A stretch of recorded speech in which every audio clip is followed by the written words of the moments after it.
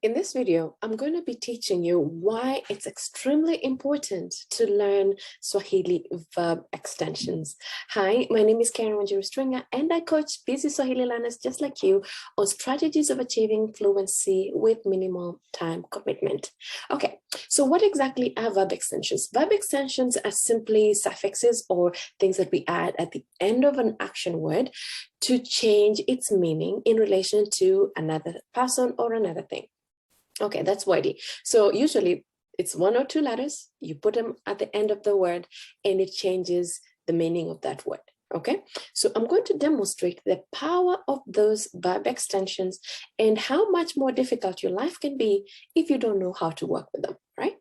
Okay, so first I want to point out that there are many verb extensions, but the ones that you're going to encounter mostly in your day-to-day conversation are going to be a prepositional verb extension. This is an action that is done on behalf of others. And then we have causative. This is where something or someone causes another one to do an action. So let's go back with preposition. And something like I cooked for her. You would need a prepositional verb extension. Causative, I chased her, you made that person run.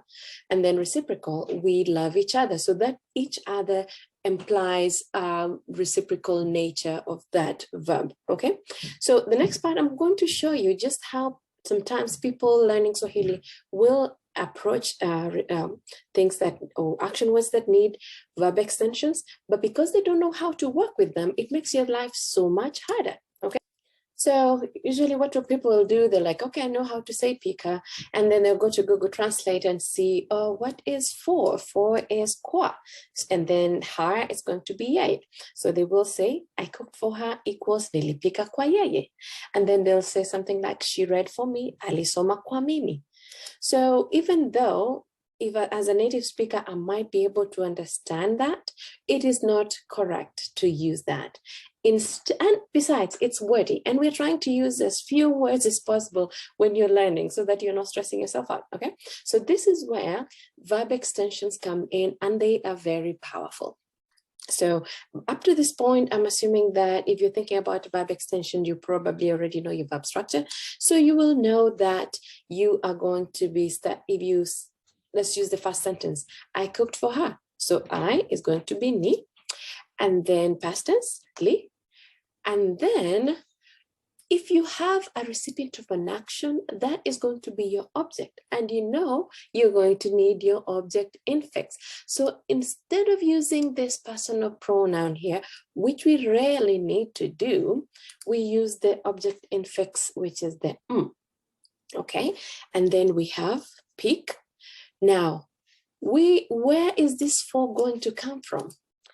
A verb extension is going to be for prepositional, which is what we need in this case. It's going to be pikia. Okay, so that ending is going to be ear. So where on earth did I get pikia?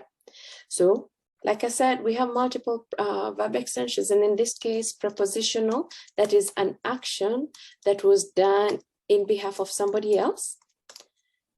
Verbs are going to end with either an air or an ear. So anytime in English you have I cried for her, I cooked for him, she read for me, those things, you're going to need your verb to end with ear or air.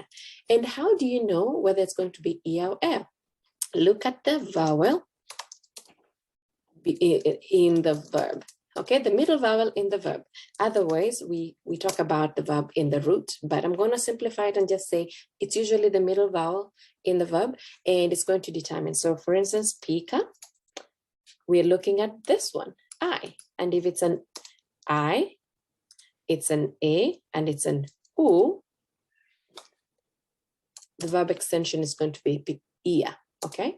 And if it's an O or an E, the verb extension is going to be air. It's just as simple as that. And this actually carries in the other verb extensions.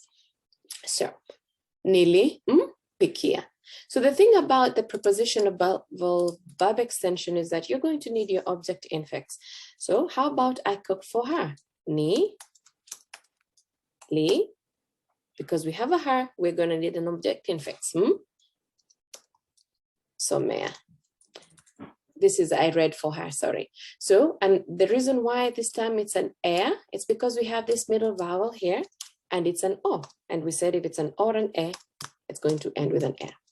So these two sentences, I cooked for her, I read for her, they become just one sentence.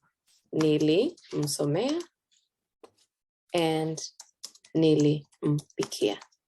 Of course, this is a slightly bigger topic than I'm letting on, but you get the gist. If you understand how verb extension works, two things will happen.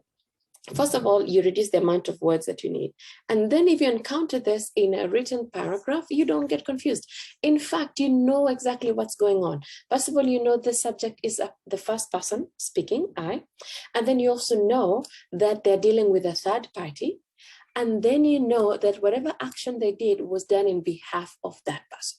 So there's so much information packed in just this little word that would need multiple words, like I showed you before, to convey the same meanings. So please do not ignore your verb extensions as you're studying Swahili. In the next few weeks, I'll probably be doing a live webinar for this. And if there's something that you'd be interested in, I'm happy to give you more information. But in the meantime, focus on your verb extensions. Only after you've learned your basic verb structure, and you will do just fine. I hope you found this useful, and I will talk to you again soon.